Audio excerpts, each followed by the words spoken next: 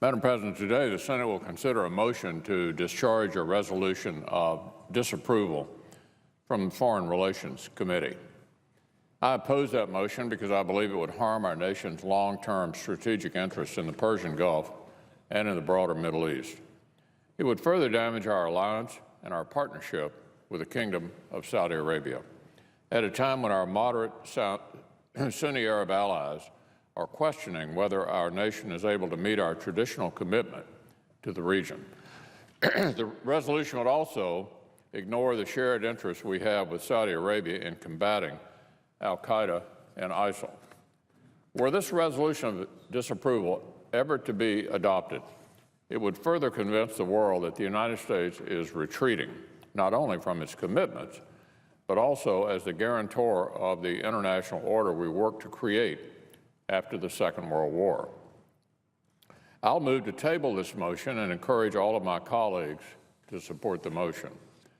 We're nearing the end of the Obama administration, and the next president will have a stark choice upon assuming office, whether to continue the drawdown of America's conventional military power across the globe or to restore our warfighting capabilities to both renew our alliances and restore America to its position as the guarantor of the international security order. After nearly 8 years, the President's approach to foreign policy has become all too clear: to end the war on terror, draw down our conventional forces and capabilities, and to deploy special operations forces in economy of force train and assist missions all across the globe.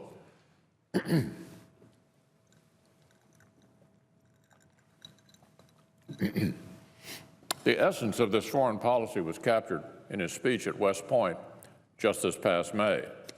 In that speech, the President described a network of partnerships from South Asia to the Sahel to be funded by a $5 billion counter-terror partnership fund for which Congress has yet to receive a viable plan.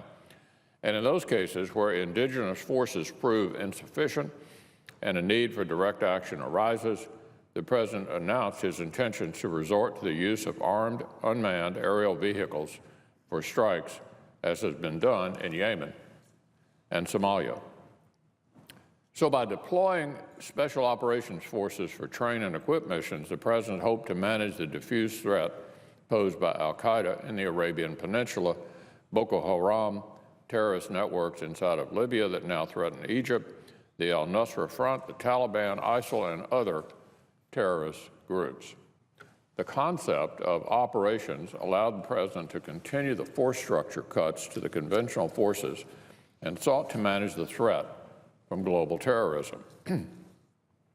He envisioned no need to reverse the harmful damage of defense sequestration, to rebuild our conventional and nuclear forces, or to accept that leaving behind residual forces in Iraq and Afghanistan was a means by which this nation preserves the strategic gains that we have made through sacrifice. The threat of some of these al-Qaeda affiliates, associated groups, or independent terrorist organizations has outpaced the President's economy of force concept. In some cases, the host nation military, which we had trained and equipped, had proven inadequate to defeat the insurgency in question, as was the case with AQAP, the Taliban, or ISIL. And the Obama administration never answered the question: what was to be done? What was to be done when the host nation force we trained for counterterrorism was incapable of counterinsurgency? Iraq, Libya, Yemen. The Department of Defense efforts to train a moderate Syrian opposition never provided sufficient reason for the President to rethink basic strategy. The President's concept of operations countenance a persistent, enduring terrorist threat from AQAP, the Taliban, and other groups in those countries where insufficient ground combat power could be generated by the force which we train. In Riyadh, our traditional long-standing ally Saudi Arabia warned of Iran's efforts to arm and support Shia proxies in Syria, in Yemen, and Lebanon, and to foment unrest across the region, all of which was lost on the White House. Instead, they were called free riders. And Saudi Arabia's concerns with what a Muslim Brotherhood government in Cairo instability in Libya and the slaughter of Sunnis within Syria would mean for the region were completely ignored. The Obama administration had sounded an uncertain trumpet, but the words that resound in Saudi Arabia and across the region were the commitment to our allies that in negotiating with Iran to end its nuclear weapons program, no deal is better than a bad deal. Well, this proved not to be true. The administration accepted the bad deal, and in its negotiation with Iran, the administration made concession after concession after concession, allowing Iran to retain a nuclear enrichment program, to allow for the retention of working centrifuges and a research and development program, providing financial relief and support, and lending legitimacy to the world's chief state sponsor of terror.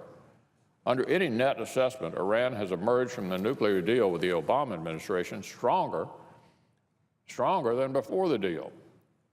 The funds derived from the lifting of sanctions enable Iran to invest in proxy forces, conventional capabilities such as advanced air defense systems, and to threaten Israel and Saudi Arabia. Even more consequential is the fact that the Obama administration's single-minded pursuit of achieving and preserving the deal has held the other elements of our foreign policy toward Iran hostage. Iran is free to harass American vessels within the Persian Gulf, to test ballistic missiles, and to fund proxy forces. After agreeing to the Joint Comprehensive Plan of Action, the President gathered the leaders of the Gulf Cooperation Council at Camp David.